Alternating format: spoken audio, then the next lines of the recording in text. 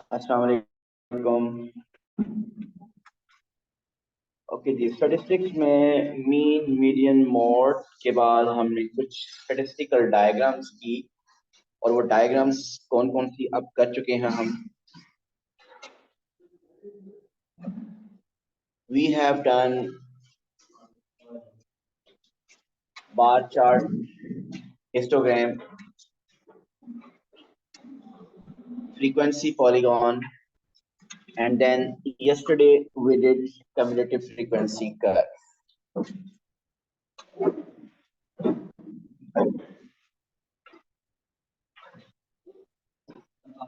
वालेकुम अस्सलाम, कैसे हैं आप? अल्हम्दुलिल्लाह।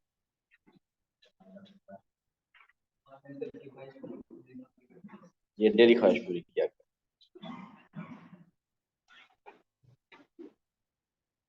तो आज हम स्टैटिस्टिक्स के अंदर जो नेक्स्ट डायग्राम है वो करते हैं, विच इज पाई चार्ट। इतना सा आप आईजीसीएसई से या ओ लेवल से आपका ज्यादा रहता है? आईजीसीएसई में डायग्राम ज्यादा भी है।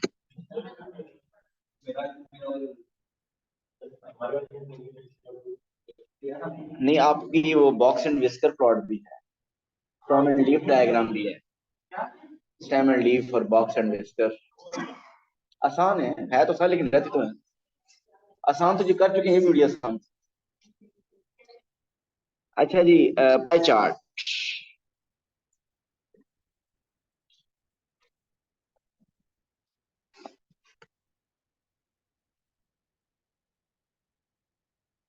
वालेकुम।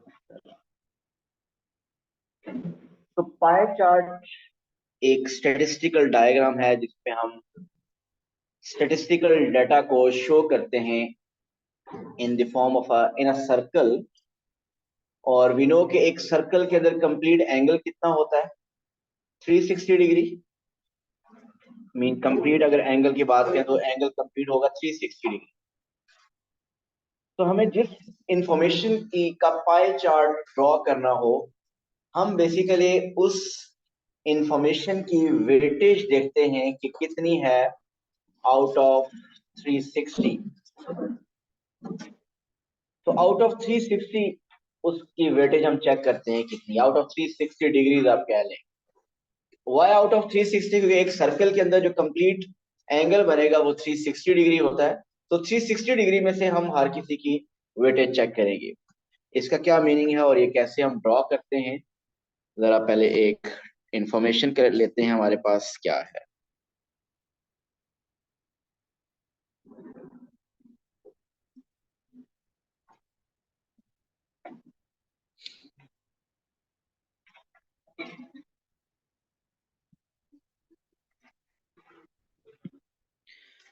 Okay, grades and number of students. ये इंफॉर्मेशन हमारे पास कुछ होगी, ग्रेड किसी एक स्पेसिफिक सब्जेक्ट्स की और उसमें नंबर ऑफ स्टूडेंट्स।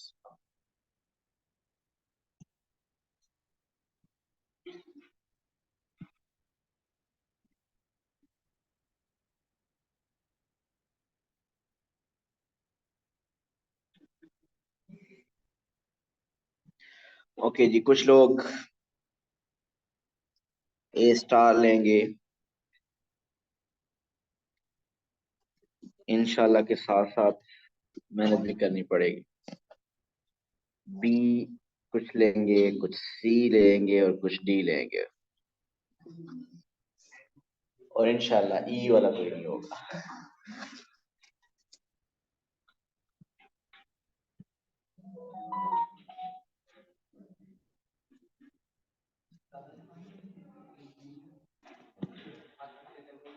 सपोज कि ए स्टार वाले there are 10 students, number of students who got A, they are 15. Number of students who got B grade, they are 6.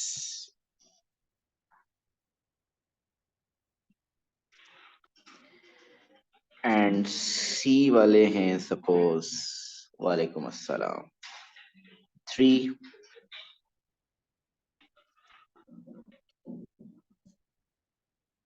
and there are 2 students who got B grade. So ये हमारे पास एक information है और question क्या है कि हमने इसका पाई चार्ट ड्रॉ करना है। हमने इसका पाई चार्ट ड्रॉ करना है। तो अगर पाई चार्ट ड्रॉ करना है मीन ग्रेड्स के लिए, मीन ये पाई चार्ट की पहले मैं इंफॉर्मेशन देता हूँ कि पाई चार्ट ऐसा एक सर्कल बना होगा, उसमें हमने ये शो करना है कि A star grade, A grade, B grade, C grade, D grade का क्या प्रोपोर्शन है।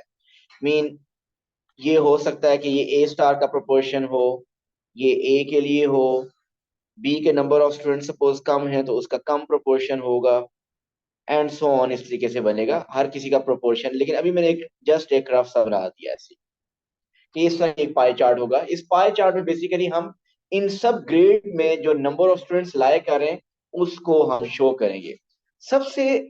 अब आपके पास देखें यहाँ पे ये जो बनता है इसको एक सेक्टर कहते हैं। सर्कल, सर्कल के एक सर्कल अगर मैं यहाँ पे ड्रॉ करूं, ये सेंटर हो, ये एक रीजन जो मैंने बनाया है इस सर्कल को, ये सेंटर है। सर्कल में कहीं पे भी 2 रेडियस अगर ड्रॉ करें, उनको ज्वाइन करने करें और बाकी अगर मैं डायग्राम रेज कर दूं तो वो जो इन्फॉर्मेशन, वो जो पार्ट रह जाता है सर्कल का, उसको हम क्या कहते हैं, सेक्टर।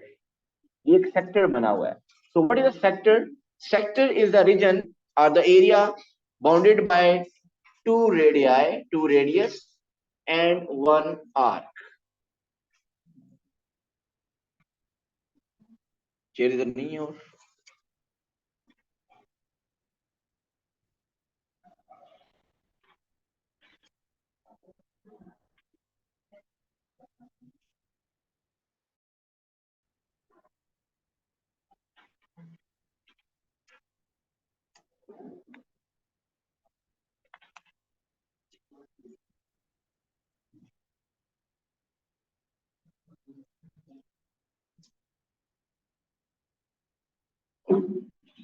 ओके, ये एक सेक्टर बन जाता है। सो हर सेक्टर का फिर कोई ना कोई एंगल होता है। मीन हो सकता है ये वाला एंगल हो 40 डिग्री, 30 डिग्री, 70 डिग्री। सो जिस पोर्शन में ज्यादा नंबर ऑफ स्टूडेंट्स होंगे उनके लिए जो एंगल ऑफ सेक्टर होगा वो ज्यादा होगा, और जिस रीजन में कम नंबर ऑफ स्टूडेंट्स होंगे उसमें एंगल ऑफ सेक्टर भी क्या होगा, वो कम होगा।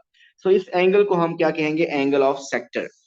सो अभी हमने करना क्या है, अगर हमने पाई चार्ट ड्रॉ करना है सो हमें पहले टेबल में हर ग्रेड के लिए एंगल ऑफ सेक्टर फाइंड करना होगा। सो एंगल ऑफ सेक्टर वाला एक कॉलम ऐड करते हैं।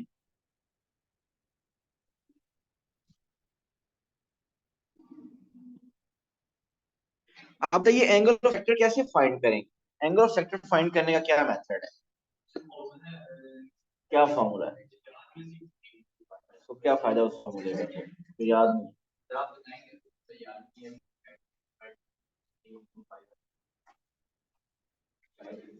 Area of sector.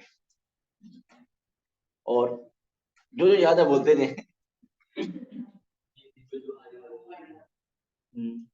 2 pi r circumference of circle, theta over 360 into pi r square. Iman की तरफ से आ गया। ईमान, ये एरिया ऑफ सेक्टर का फॉर्मूला है। हमने एरिया निकालना है, एंगल निकालना है।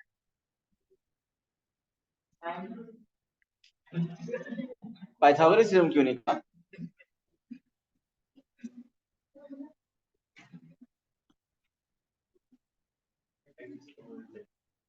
जी देखिए, सुनिए इधर। Yes, cause rule. मैंने कहा अभी सिर्फ पाइथागोरस थ्योरम की नहीं बोला, बस वो भी बोल दे, छोड़ दे, कोई फॉर्मूला नहीं है। इधर देखिए, आप किसी भी, मैं अगर आपको ये बताऊं कि एंगल आपको फाइंड करना है कि टोटल एंगल कितना होता है एक सर्कल के अंदर, 360। आपने इस ए स्टार की रेशियो, ए स्टार का शेयर फाइंड करना है आउट ऑफ 360। ऐसे ही करना है ना कि इस ए स्टार के लिए कितने नंबर और कितना एंगल होगा। आप पहले बताइए टोटल स्टूडेंट्स कितने हैं। सो आप क्या करेंगे, नंबर ऑफ स्टूडेंट्स 10, 15, 6, 3, 2 सबको ऐड किया, टोटल कितने स्टूडेंट्स है, 36। सो टोटल 36 स्टूडेंट्स में से हम ये देखना चाहते हैं कि इन 10 स्टूडेंट्स के लिए कितना एंगल होगा। सो 10 स्टूडेंट्स हैं, मीन जिसके हम एंगल फाइंड करना चाह रहे हैं, मोबाइल पॉकेट में। और टोटल स्टूडेंट्स कितने हैं? 36। टोटल स्टूडेंट्स है 36। 10 आउट ऑफ 36। आपने न्यूमरेटर में बेसिकली उस नंबर ऑफ स्टूडेंट्स लिखे जिसका आप एंगल ऑफ फैक्टर फाइंड करना चाह रहे हैं, और डिनोमिनेटर में टोटल आपने लिख दिया स्टूडेंट्स इनटू 360। मीन टोटल आपका पाई चार्ट में एंगल कितना होता है? 360। ये ऐसे ही है जैसे आप परसेंटेज फाइंड करते हैं। मुझे बताइए, आप अपने मार्क्स की परसेंटेज कैसे फाइंड करते हैं? अगर आपके मार्क्स आए 40 आउट ऑफ 50, तो आप न्यूमरेटर में 40 की परसेंटेज फाइंड करते हैं। टोटल कितने थे? 50। और परसेंटेज हमेशा किस में से होती है? 100 में से। सो इनटू क्या करते हैं आप? 100। और पाई चार्ट हमेशा ड्रॉ होता है सर्कल में, और सर्कल का टोटल एंगल क्या होता है? 360। सो आपने अगर एंगल ऑफ सेक्टर कैलकुलेट करना है, तो हम क्या करेंगे? जिस जिस पर्टिकुलर रीजन का या जिस पर्टिकुलर ग्रेड का आप एंगल ऑफ सेक्टर फाइंड करना चाह रहे हैं, वो डिनोमिनेटर में टोटल इनटू हमेशा 360, इससे आपके पास एंगल आ जाएगा। और वो एंगल क्या आ रहा है? 100 degree. So the angle is 100 degree. इसी तरह सबके लिए अब एंगल फाइंड करें। नेक्स्ट क्या होगा? 15 over 360 over 336 into 360. What's the answer? 150. So the angle is 150. बड़े आइडियल नंबर लिए हैं मैंने, जबरदस्त आंसर आ रहे हैं। So 6 over, next is 6 over total student 36 and total angle is 360. It is 60. 3 over 36 into 360. The angle is 30. 2 over 36 into 360 is equal to 20. So आपको जिन number of students के लिए एंगल ऑफ सेक्टर चाहिए, वो number of students numerator में divide by total into 360। ये जितने भी angles आए हैं, इन सब एंगल्स को ऐड करें तो आंसर क्या आना चाहिए? 360। सो जस्ट रीचेक करने के लिए आप इन सबको ऐड करें और ये आंसर 360 बनना चाहिए। 100 प्लस 150 प्लस 60 प्लस 30 प्लस 20, ये क्या आंसर होना चाहिए? 360। तो ये हमने एंगल ऑफ सेक्टर तो फाइंड कर लिया जी। एंगल ऑफ सेक्टर फाइंड करना समझ आ गया कि जिसका एंगल फाइंड करना चाह रहे हैं उसकी फ्रीक्वेंसी डिनोमिनेटर में टोटल फ्रीक्वेंसी इनटू 360, क्योंकि आउट ऑफ 360 आप पाई चार्ट ड्रॉ करते हैं। ओके, अब आप क्या करेंगे? अब आप इसका एंगल ड्रॉ करना चाह रहे हैं, एक इसका पाई चार्ट बनाना है। सो पाई चार्ट के लिए आप मैं एक रफ सी डायग्राम भी ड्रॉ करूंगा। आप कंपास से सर्कल ड्रॉ करेंगे। कंपास से हम सर्कल ड्रॉ करेंगे। इस सर्कल का एक सेंटर है जी। कैसे स्टार ले? हमें चाहिए प्रोटेक्टर इसके लिए, डी प्रोटेक्टर।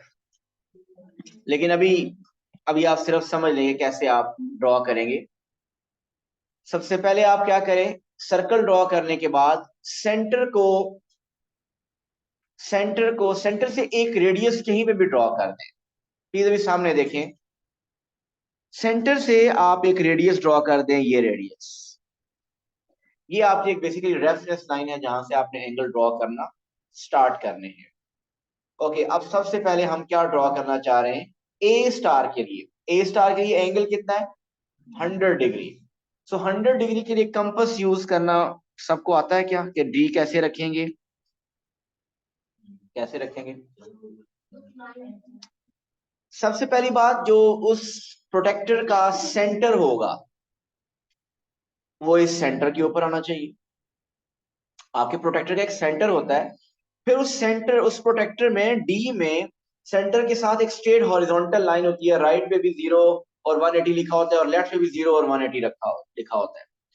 हम ड्रॉ करना चाहते हैं, इस लाइन के ऊपर एंगल ड्रॉ करना चाह रहे हैं 100। सो आप अपने प्रोटेक्टर को कुछ ऐसा डी रखेंगे, यहां पे आप ऐसे डी उसके ऊपर स्ट्रेट रखेंगे। ये समझ आ गया डी, ये डी मैंने बना दिया बेसिकली, ताकि आपको पता चले डी कैसे कैसे रखना है।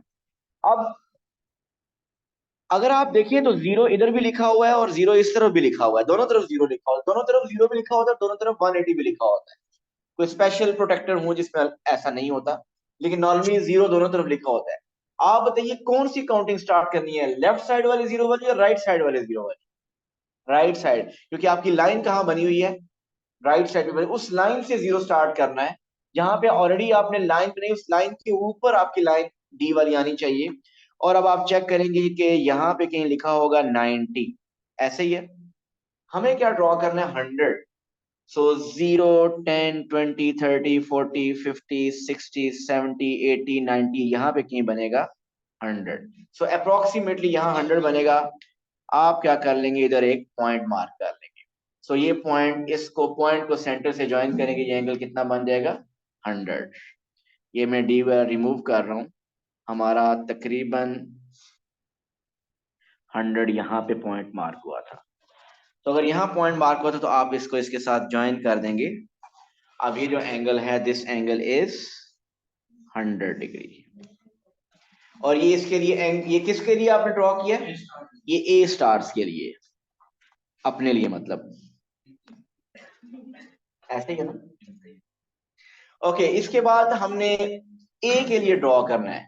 अब ए के लिए इसी लाइन से आगे चलना है, इसी लाइन से आगे चलना है, मीन अब आपकी ये रेफरेंस लाइन है, इसी से आगे चलना है। ए के लिए हम ड्रॉ करना चाह रहे हैं। अब बताइए डी कैसे आना चाहिए, उधर ही रखेंगे। अब जहां पे लाइन एंड हुई है वहां से अब आपका डी फर्दर आगे चलेगा, मीन अब आपका डी,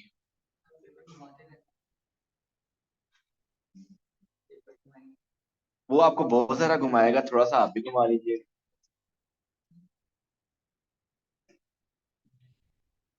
अब आपका डी ऐसे होना चाहिए, उसी लाइन के ऊपर आपने जहां पे वो लाइन एंड हुई वहां से, और ये वाली अब आपकी काउंटिंग स्टार्ट होनी चाहिए। 0, 90 अप्रोक्सीमेटली यहाँ पे कहीं बनेगा। हमने कितना ड्रॉ करना है, 150। सो 150 मीन आपका वन यहाँ पे कंप्लीट 180 हो गया, अप्रोक्सीमेटली यहाँ की 150 बनेगा, ये 150 बनेगा, या शायद इससे थोड़ा सा ज्यादा बनेगा। सो आपको ये 150 हमने ड्रॉ करना है। सो देखिए मैं आप बाकी रेज कर देता हूँ एक दफा।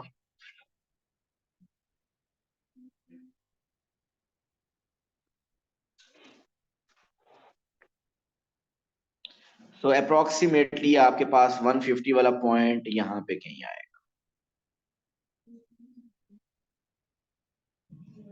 नहीं 150, 100 और 150, 250। सो अप्रोक्सीमेटली मेरा ख्याल है यहाँ पे कहीं आएगा। आप क्या करेंगे, इसको इसके साथ ज्वाइन कर देंगे। जब इसको इसके साथ ज्वाइन करेंगे, ये एंगल इसको, क्योंकि मैं एक्यूरेट नहीं ड्रॉ कर रहा, सो मिस्टेक्स हो सकती हैं। दिस इज 150 और इसको आप लेबल कर दें ए। ओके, नेक्स्ट हमने ड्रॉ करना है 60 डिग्री। अब 60 डिग्री के लिए आप अपना वो पेज रोटेट कर लें, इसी लाइन से आगे अब आपने, अब आपका प्रोटेक्टर कैसे होना चाहिए, इस लाइन के ऊपर, इस लाइन के ऊपर प्रोटेक्टर अब आपका ऐसे आना चाहिए। अब ऐसे प्रोटेक्टर आना चाहिए। आप अपने पेज को रोटेट कर लीजिएगा, ये 0 है। हमने बी के लिए एंगल ड्रॉ करना है 60 डिग्री। सो आपको पता चलेगा कि अप्रोक्सीमेटली 60 डिग्री सपोज यहाँ है, इसको इससे ज्वाइन कर देंगे। ठीक हो गया, तो 60 डिग्री में आप ड्रॉ करने लगे।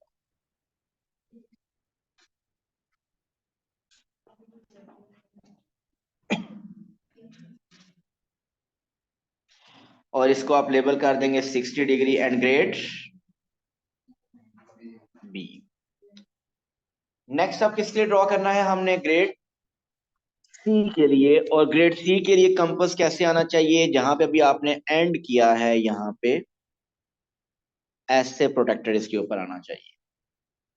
और एंगल कितना ड्रॉ करना है, 30 डिग्री। सो अप्रोक्सीमेटली 30 के लिए आपका पॉइंट यहाँ कहीं मार्क होगा। एंगल लिखना जरूरी नहीं है, लिख दें तो बेस्ट हो जाएगा।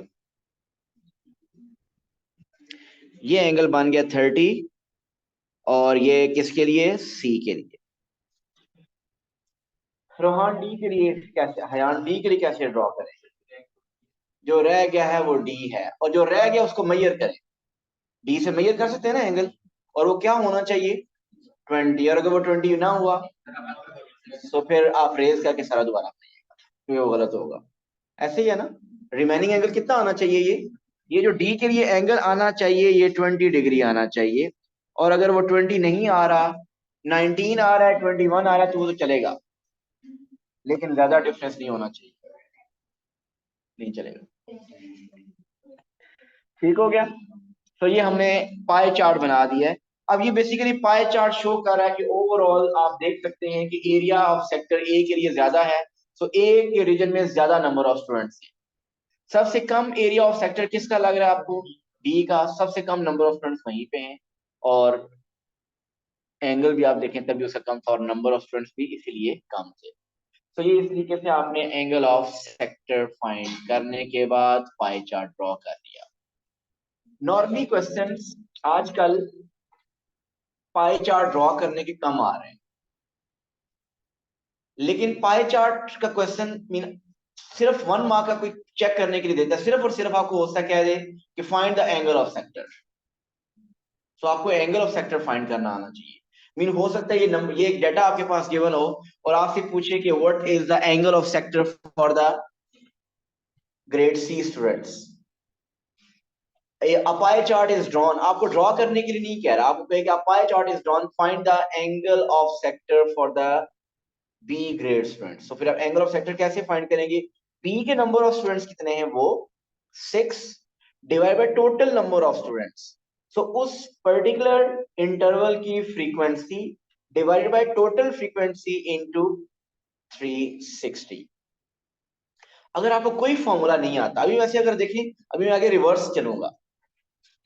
रिवर्स चलूंगा का मतलब ये है कि अब अगर एक पाई चार्ट बना हो और आपसे नंबर ऑफ स्टूडेंट्स पूछे, तो उसके लिए एक नया फॉर्मूला बनेगा। आसान नहीं, बिल्कुल बहुत आसान है। क्या बनेगा वो फॉर्मूला? अच्छा, अब वो फॉर्मूले में उस केस में 360 डिवाइड हो जाएगा, अभी 360 मल्टीप्लाई हो रहा था ना। अच्छा, ये कभी 360, अभी तो आप एंगल ऑफ सेक्टर फाइंड करें 360 मल्टीप्लाई होगा। अगर सपोज करें कि यहाँ पे आपके पास ये नंबर ऑफ स्टूडेंट नहीं थे, इस क्वेश्चन में जरा देखिएगा, ये नंबर ऑफ स्टूडेंट्स नहीं थे, ए स्टार के नंबर ऑफ स्टूडेंट्स नहीं थे, ए स्टार का आपके पास एंगल था। अब आप कैसे फाइंड करते कि नंबर ऑफ स्टूडेंट्स कितने हैं ए स्टार के?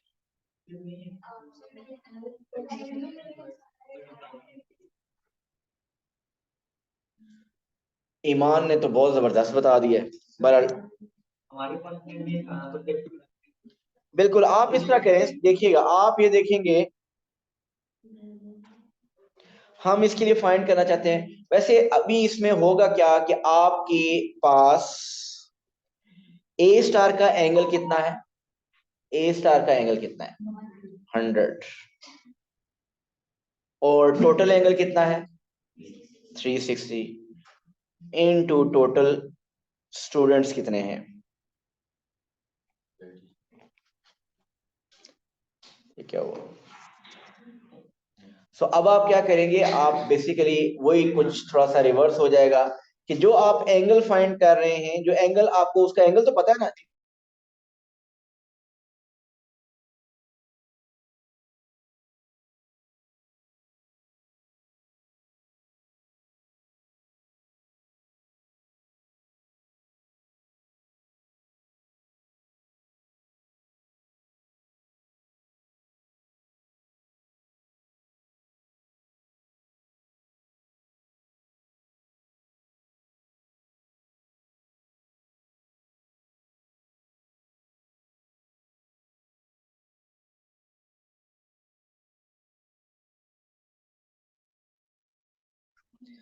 जी, मैं ये बात बता रहा था कि अगर आपको अब फ्रीक्वेंसी गिवन हो और आपको नंबर ऑफ स्टूडेंट्स फाइंड करने हो, प्लीज देखिए इधर इस्माइल एंड साथ कौन है, लाइबा, कि हम नंबर ऑफ स्टूडेंट्स फाइंड करें तो आप ए स्टार का एंगल न्यूमरेटर में 100, टोटल एंगल 360, और आउट ऑफ स्टूडेंट्स कितने हैं? टोटल 36 स्टूडेंट्स में से आप फाइंड करेंगे तो आपको पता चल जाएगा कि वो 10 आएगा। तो 10 आप लिख देंगे। लेकिन एक और मेथड से करते हैं।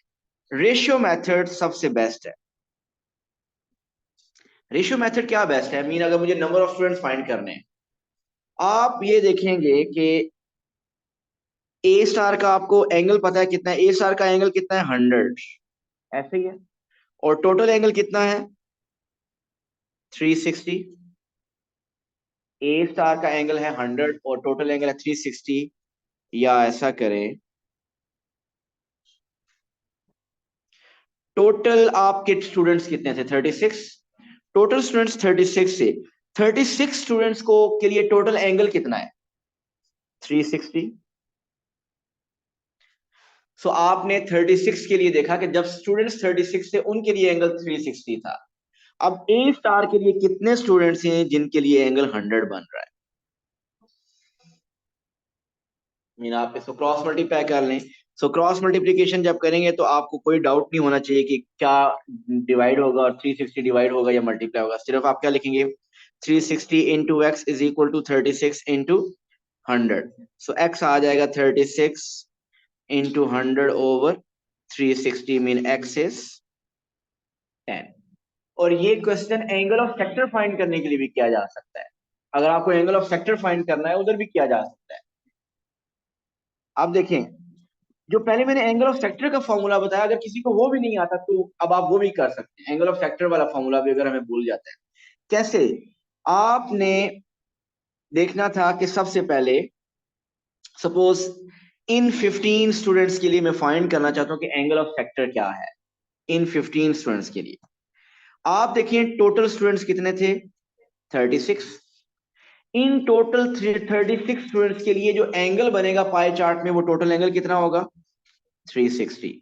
आप ऐसा करें, यहाँ पे स्टूडेंट्स एस और इधर एंगल लिख दें कि 36 स्टूडेंट्स के लिए एंगल है 360। और हम फाइंड करना चाहते थे कि बी मीन 15 स्टूडेंट्स के लिए एंगल क्या होगा। सो 15 के लिए एंगल क्या होगा उसको आप कर दें एक्स। तो यहाँ पे भी आप ratio method mean cross multiplication करें। So you will get 36 X is equal to 15 into 360। So x is equal to 15 into 360 over 36. So आपको 150। पाई चार्ट के सब क्वेश्चंस आप रेशियो मेथड से कर सकते हैं। पाई चार्ट के सब क्वेश्चंस मैंने कहा आप रेशियो मेथड से कर सकते हैं। अब देखिएगा मैं आगे खुद से कुछ क्वेश्चन जरा फॉर्म करता हूं, आप उसमें इंफॉर्मेशन बताइए कुछ। ये एक पाई चार्ट है।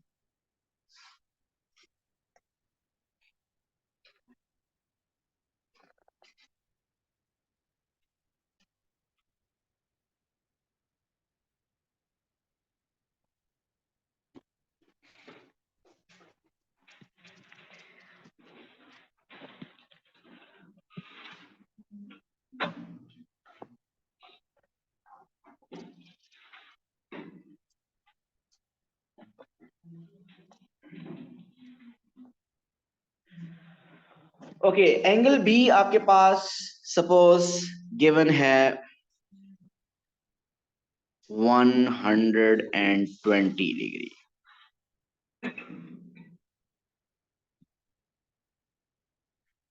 नंबर ऑफ स्टूडेंट्स जिन्होंने ग्रेड बी लिया दे आर सपोज 30। आपको क्या क्या इंफॉर्मेशन नहीं पता, आपको ए स्टार के नंबर ऑफ स्टूडेंट्स नहीं पता, आपको ए ग्रेड के नंबर ऑफ स्टूडेंट्स नहीं पता, ए ग्रेड के नंबर ऑफ का एंगल नहीं पता, आपको टोटल स्टूडेंट्स भी नहीं पता। ये सब कुछ हम फाइंड कर सकते हैं। आप कोई मुझे बताएगा ए स्टार में कितने स्टूडेंट्स थे स्टूडेंट्स।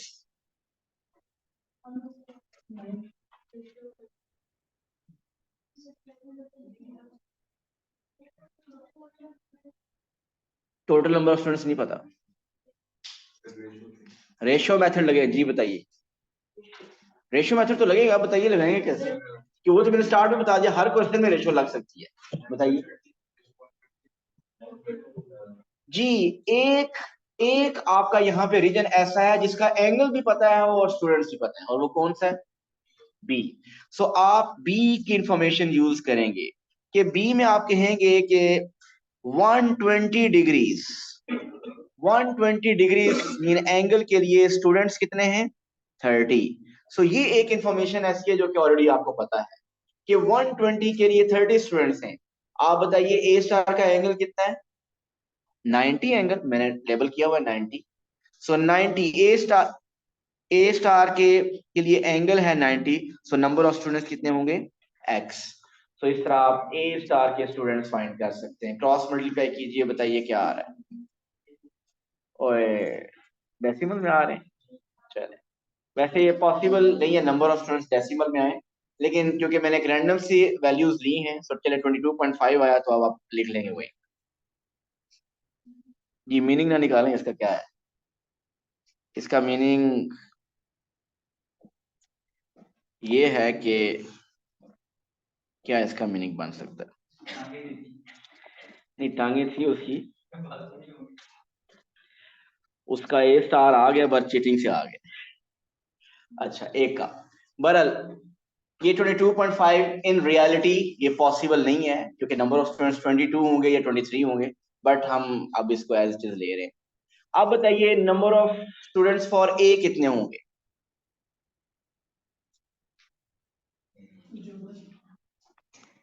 बच गए कितने? जी, पहले एंगल आप फाइंड करें उसका, उसका एंगल कितना है? टोटल नंबर ऑफ स्टूडेंट्स नहीं पता हमें। जी, आप ये एंगल पहले फाइंड करें। यस, एंगल तो हम फाइंड कर सकते हैं। 360 में से 120 और 90 माइनस करें, व्हाट विल यू गेट? 150। सो ये एंगल है 150। सो अब आप ए के लिए नंबर ऑफ स्टूडेंट्स कैसे फाइंड करेंगे? अगेन वही रिलेशन, एंगल और स्टूडेंट्स के। 120 डिग्री में 30 स्टूडेंट्स हैं, 120 डिग्री में 30 स्टूडेंट्स हैं, मीन बी के लिए आपको दोनों इंफॉर्मेशन पता है। 120 डिग्री के लिए 30 स्टूडेंट्स हैं, सो 150 के लिए कितने स्टूडेंट्स होंगे? 37.5। सो प्लीज ये 37.5 को जरा थोड़ी देर इग्नोर करें। समझ रहे ना कि डेसिमल में आ नहीं सकता आंसर, बट मैंने इसको y कर लिया, क्रॉस मल्टीप्लिकेशन की, आपके पास y आ गया 37.5। सो बताइए उस क्लास में टोटल स्टूडेंट्स कितने थे? सो 30 plus 22.5 plus 37.5, 90, 90। So total students थे उसमें 90। जी, क्लियर है? वो आपको थोड़ा मैं लेट बात समझ आई है, मैं बड़ी देर से इस चीज को डिस्कस कर रहा हूँ कि ये इन रियलिटी ये पॉसिबल नहीं है कि ए स्टार 22.5 बच्चों का है, क्योंकि वो मैंने एक रैंडम सी वैल्यूज ले ली ऐसी जिससे आप डेसिमल आ रहा है, तो आप क्या करें, जस्ट फॉर अंडरस्टैंडिंग। बट आपके पेपर में अगर नंबर ऑफ स्टूडेंट्स हुए तो कभी आधे नहीं होंगे, ठीक है, या पूरा होगा वो, या ए स्टार होगा या ए होगा। बहरहाल यहाँ पे एक सिनेरियो बन गया, उसके मुताबिक हमने कर लिया। अच्छा बताइए, एक्सप्रेस, सुनिएगा प्लीज, एक अक्सर रेशियो का क्वेश्चन पूछता है या फ्रैक्शन फाइंड करने के लिए कहता है, find the fraction of students who got a star. 90 में से वो कितने ए स्टार थे? 22.5 fraction of students who got a star. आप बताइए ए स्टार वाले कितने स्टूडेंट थे? 22.5। जरा इस बात को जरा सुनिएगा, मैं क्या कह रहा हूं कि मुझे फ्रैक्शन फाइंड करनी है उन स्टूडेंट्स की जिन्होंने ए स्टार फाइंड किया। सो 22.5 को हमने, number of students A star वाले कितने थे? 22.5, और टोटल स्टूडेंट्स कितने थे? 90। इसको अगर आप कैलकुलेटर में यूज करें तो आंसर क्या आएगा? 1/4। ये मैंने सारा क्वेश्चन करने के बाद 1/4 फाइंड किया। जरा सुनिएगा, मुझे ए स्टार के स्टूडेंट्स भी पता थे, मुझे टोटल स्टूडेंट्स भी पता थे। अगर ए स्टार स्टूडेंट फाइंड करने से पहले, टोटल स्टूडेंट्स फाइंड करने से पहले ये क्वेश्चन होता, फिर भी हम इसकी फ्रैक्शन फाइंड कर सकते थे without finding the number of students of A star and total number of student. हम वो फाइंड किए बगैर भी फ्रैक्शन बता सकते हैं।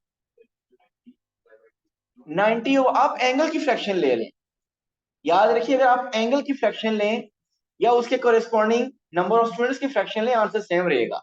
ये देखिए मैंने नंबर ऑफ स्टूडेंट्स की फ्रैक्शन लिया ना, ए स्टार 22.5 थे और टोटल स्टूडेंट 90 थे, सो फ्रैक्शन ली 1/4। अब अगर आप एंगल देखें ए स्टार का कितना है 90, एंगल कितना था ए स्टार के लिए 90, और टोटल एंगल कितना होता है 360, सो 90 ओवर 360 इज आल्सो 1/4।